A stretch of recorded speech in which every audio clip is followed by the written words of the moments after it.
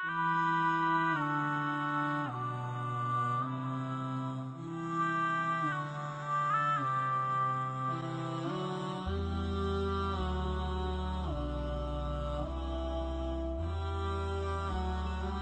সুবহানাহু ওয়া তাআলা আল কোরআনে বলছেন, ফা'লাম আন্নাহু লা ইলাহা ইল্লাল্লাহ, জেনে নিন হে নবী। আল্লাহ তাআলা তার নবীকে সম্বোধন করে বলছেন, জেনে নিন হে নবী, আন্নাহু লা ইলাহা ইল্লাল্লাহ, যে আল্লাহ ছাড়া ইবাদতের যোগ্য কোনো ইলাহ নেই। এটি আপনি জেনে নিন, লা ইলাহা ইল্লাল্লাহ সম্পর্কে আপনি জানুন, জ্ঞান অর্জন করুন। আমরা অনেকে মনে করি যে লা ইলাহা ইল্লাল্লাহ মুখে বলাই আমাদের মুক্তির জন্য নিশ্চয়তা। কোনো সন্দেহ নেই, লা ইলাহা ইল্লাল্লাহ বলার মাধ্যমে একজন ব্যক্তি ইসলামে প্রবেশ করে, কিন্তু লা ইলাহা ইল্লাল্লাহ মুখে বলাই যথেষ্ট নয়, বরং আল্লাহ তাআলা নির্দেশ দিচ্ছেন যে লা ইলাহা ইল্লাল্লাহ আপনি জেনে নিন। লা ইলাহা ইল্লাল্লাহ জানতে হবে, এর কিছু শর্ত আছে, সেই শর্তগুলো পূরণ করতে হবে, এবং লা ইলাহা ইল্লাল্লাহ এই ঘোষণার দাবি অনুযায়ী আমল করতে হবে, তবেই এই বাক্য একজন ব্যক্তির জন্য মুক্তির নিশ্চয়তা নিয়ে আসবে। অন্য আয়াতে আল্লাহ তাআলা বলেন, কুল হাল ইয়াস্তাউইল্লাযীনা ইয়ালামুনা ওয়াল্লাযীনা লা ইয়ালামুন, বলুন যারা জানে আর যারা জানে না তারা কি কখনো সমান হতে পারে? তারা কখনো সমান নয়। জ্ঞান অর্জনের ফজিলত সম্পর্কে আল্লাহ রাসূল সাল্লাল্লাহু আলাইহি ওয়াসাল্লাম বলছেন, মান ইউরিদিল্লাহু বিহি খায়রান ইউফাক্কিহু ফিদ্দীন, আল্লাহ তাআলা যার কল্যাণ চান তাকে দ্বীনের জ্ঞান দান করেন।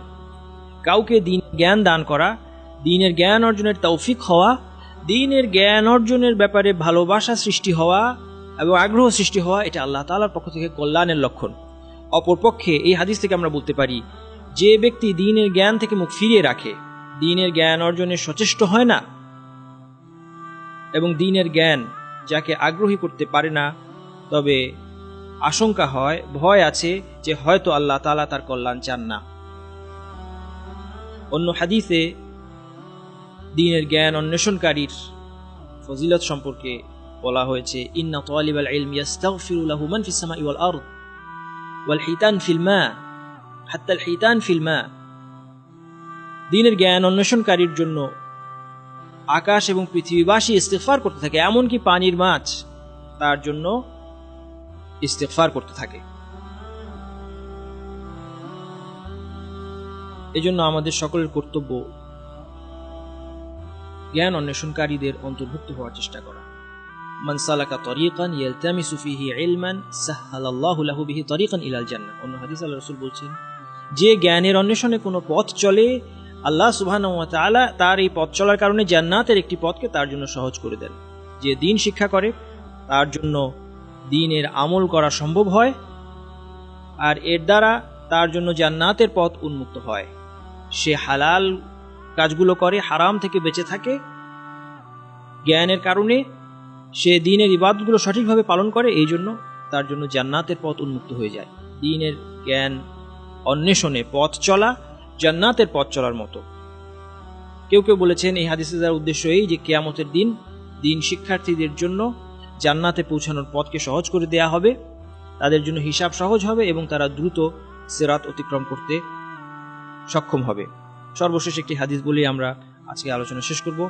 একবার এক ব্যক্তি সফওয়ান ইবনে আসাল রাদিয়াল্লাহু আনহু, একজন সাহাবী, তিনি আল্লাহ রাসূল সাল্লাল্লাহু আলাইহি ওয়াসাল্লামের কাছে এসে বললেন, ইয়া রাসূলুল্লাহ ইন্নী জিতু আতলুবুল ইলম, হে আল্লাহর রাসূল, আমি জ্ঞানের অন্বেষণে আপনার কাছে এসেছি।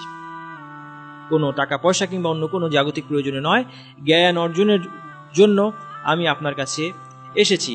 আল্লাহর রাসূল সাল্লাল্লাহু আলাইহি ওয়াসাল্লাম তাকে বললেন, মারহাবান বিতালিবিল ইলম, মারহাবান বিতালিবিল ইলম, দ্বীন শিক্ষার্থীকে স্বাগতম। আল্লাহ রাসূল সাল্লাল্লাহু আলাইহি ওয়াসাল্লাম দ্বীন শিক্ষার্থীকে স্বাগতম জানালেন এবং বললেন, ইন্না তালিবাল ইলম তাহুফুহুল মালাইকা, দ্বীন শিক্ষার্থীকে ফেরেশতারা ঘিরে রাখে, বিআজনিহাতিহা, তাদের ডানা দিয়ে ফেরেশতারা দ্বীন শিক্ষার্থীদেরকে ঘিরে রাখে, তুম্মা ইয়ারকাবু বা'দুহুম বা'দা হাত্তা ইয়াবলুগুস সামাআদ দুনিয়া মিন মাহাব্বাতিহিম লিমা ইয়াতলুব, এরপর তারা একের উপর আরেক ফেরেশতারা তারা একত্র হতে থাকেন এবং শেষ পর্যন্ত তারা আকাশের সীমা পর্যন্ত পৌঁছে যান। অর্থাৎ দ্বীন শিক্ষার্থী যে কাজটি করছে, এই জ্ঞান অন্বেষণের কাজ, সেটা ফেরেশতাদের কাছে এত পছন্দনীয় যে ফেরেশতারা তার চারিদিকে তাকে ঘিরে রাখেন এবং তার চারিদিকে একত্রিত হন। আল্লাহ সুবহানাহু ওয়া তাআলা আমাদের সকলকে আল কোরআন এবং সহিহ হাদিসের আলোকে দ্বীন সম্পর্কে সঠিক জ্ঞান অর্জনের তৌফিক দান করুন।